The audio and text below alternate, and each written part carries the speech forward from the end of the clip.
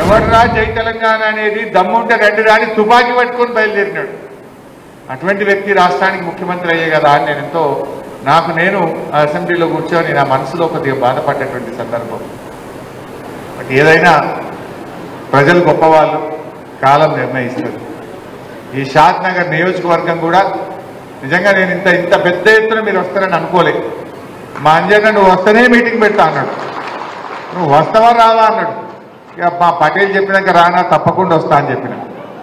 So ఇంత పెద్ద ఎత్తున దాదాపు 2 అవుతున్నా ఒక్క కార్యకర్త కూడా కదలకుండా ఇంత పెద్ద ఎత్తున వచ్చినటువంటి మా షాద్ నగర్ ఉద్యమకారులకు కార్యకర్తలకు మరొక్కసారి శిరస్సు వచ్చి నమస్కారం తెలియజేస్తా ఉన్నాను.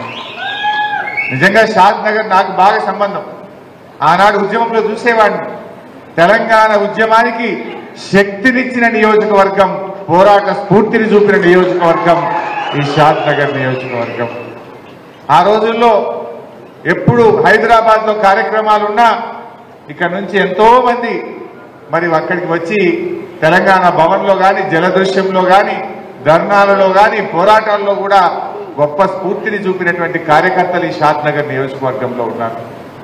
మరి మీరు వరుసగా 2 సార్లు మన అంజయ్య యాదవ్ గారిని అద్భుతంగా గెలిపించినటువంటి కార్యకర్తలు మా షాద్ నగర్ నియోజకవర్గంలో ఉన్నారు. సరే మొన్న కూడా దగ్గరికి వచ్చిపోయినాం కదా, అంతా కొడితే 7,000. చాలా కష్టపడ్డారు మీరందరూ. ఆ కాంగ్రెస్ పార్టీ చేసిన మోసపూరిత వాగ్దానాలు అయ్యో అరచేతుల వైకుంఠం చూపించిందిగా. ఇక రాంగన 2 లక్షల రుణమాఫీ, రాంగన 4,000 పింఛన్, రాంగన 2,500 రూపాయలు, వడ్ల అమ్ముకోకుని బోనస్ అని ఇట్లా ఎన్నో మోసపూరిత వాగ్దానాలు చెప్పినటువంటి కాంగ్రెస్ మాటలు నమ్మి కొద్దిమంది ఓట్లేసినారు, ప్రజలు ఓట్లేసినారు. కానీ మొన్న కూడా చాలా బాగా కష్టపడి మీరందరూ కూడా పనిచేసినారు. స్వల్ప మెజార్టీ, దాదాపు 7,000 మెజార్టీతో మనం ఈ సీట్ కోల్పోయినాం. సరే గెలుపు ఓటములు ఉంటాయి. మనం అధికారంలో ఉన్నా ప్రతిపక్షంలో ఉన్నా మనం ప్రజల పక్షాన ఉందాం, ప్రజల కోసం పనిచేద్దాం. సరే ఇలా మనకేం బాధ్యత ఇచ్చిన ప్రజలు, ప్రతిపక్షంలో ఉండేటువంటి బాధ్యత మనకు ఇచ్చారు. డెఫినెట్గా ఈ ప్రభుత్వం ప్రజలకు ఇచ్చిన హామీలు అమలు చేసేదాకా కూడా వాళ్ళ వెంటబడుడే ప్రజలకు ఇచ్చిన హామీలు అమలు చేసేదాకా నిలదీసుడే.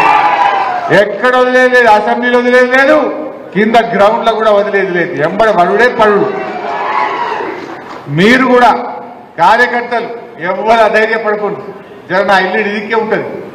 మీరేదైనా నిజంగా ఇబ్బంది వస్తే ఒక్క ఫోన్ కొట్టుండి గంట సేపట్లో షాద్ నగర్లో ఉంటా. ఎవడన్నా మీ తెరువు వచ్చినా, మిమ్మల్ని ఎవడన్నా ఇబ్బంది పెట్టినా సీనన్న, నేను, లచ్చన్న అందరం కలిసి గంట సేపట్లో మీ దగ్గర ఉంటాం. కంటికి రెప్పలాగా కాపాడుకుంటాం. ధైర్యంగా ఉండండి. ఎవ్వరు కూడా అధైర్యపడాల్సిన అవసరం లేదు. మీ మీద అక్రమ కేసులు పెట్టినా, దాడులు చేసినా, మిమ్మల్ని ఇబ్బంది పెట్టినా మేమున్నాం. మీరెవ్వరు కూడా అధైర్యపడాల్సినటువంటి అవసరం లేదు. తక్కువ మా 39 మంది ఎమ్మెల్యేలు ఉన్నాం. అవసరమైతే బస్ వేసుకొని వస్తాం అందరం కలిసి. ఎక్కడ కూడా మీరు వెనకడుగు వేసేదే లేదు. ముందుకు పోదాం మనం. అట్లా అనుకుంటే, నిజంగా మన కేసీఆర్ అట్లా అనుకుంటే ఇవాళ తెలంగాణ రాష్ట్రం వస్తుండేనావే. ఆనాడు 2001లో జై తెలంగాణ అన్ననాడు మన అందరు పిక్చర్లు లెక్క చూసిరు. ఇది వచ్చినట్ట అన్నారు. ఒక్కడిగా బయలుదేరిండు మన కేసీఆర్. మొత్తం తెలంగాణను చుట్టుముట్టి ఢిల్లీని కదిలించి తెలంగాణ తెచ్చిండు మన కేసీఆర్. ఎన్ని ఇబ్బందులే. ఆనాడు ఏమన్నారు, తెలంగాణ కోసం కొట్లాడితే ఇది పాలపొంగు అన్నారు, ఇది నీటి బుడగా అన్నారు, ఇది అమాసకు పుట్టింది పుణ్యానికి పోతుంది అన్నాడు ఒకడు, ఇది పుణ్యానికి పుట్టింది అమాసకు మాయమవుతుంది అన్నాడు ఇంకోడు. ఎన్నో మాటలు మాట్లాడింది. ఈ బక్క చిక్కాయితో అవుతుందా అన్నారు మన కేసీఆర్ని పట్టుకొని. ఓ చంద్రబాబుకి ఎదురే లేదు, విజన్ 2020 అన్నారు. 30 ఏళ్ల ముఖ్యమంత్రి అన్నారు. చూడలేదా మనం? ఎంతమంది మన పార్టీని కేసులు పెట్టిండ్రు, ఇబ్బందులు పెట్టిండ్రు. అటు చంద్రబాబు అయితేమి, రాజశేఖర రెడ్డి అయితేనేమి, ఎన్ని ఒడిదొడుకులు వచ్చినా గట్టిగా నిలబడ్డం. ఢిల్లీని కదిలించి తెలంగాణ తెచ్చిన పార్టీ మన బీఆర్ఎస్ పార్టీ. చరిత్రలో ఉంటాం. ఎవరు తెచ్చిందా తెలంగాణ అంటే బీఆర్ఎస్ పార్టీ అంటారు, కేసీఆర్ అంటారు. మనందరికీ ఆ గౌరవం ఉంటుంది తప్ప ఈ రేవంత్ రెడ్డికో ఈ కాంగ్రెస్ పార్టీకో ఉంటుందా? ఏనాడన్నా జై తెలంగాణ అన్నో లైన్లు. అందువల్ల ఏనాటికైనా ఆ గౌరవం మనకే దక్కుతుంది. మనం ఆ స్ఫూర్తిని కొనసాగిద్దాం, కష్టపడి మంచిగా పనిచేద్దాం. అర్థం అయితేనే ఉన్నది. ఇప్పుడిప్పుడే చిన్నగా చర్చ మోపైంది ప్రజల్లో. అయ్యో ఏమైపోయాయి అని అనుకుంటలేరా జనం? ఇప్పుడు ఒకరొకరు చర్చ చేస్తున్నారు. ముఖ్యంగా ఎన్ని మాటలు చెప్పిందే వాళ్ళు.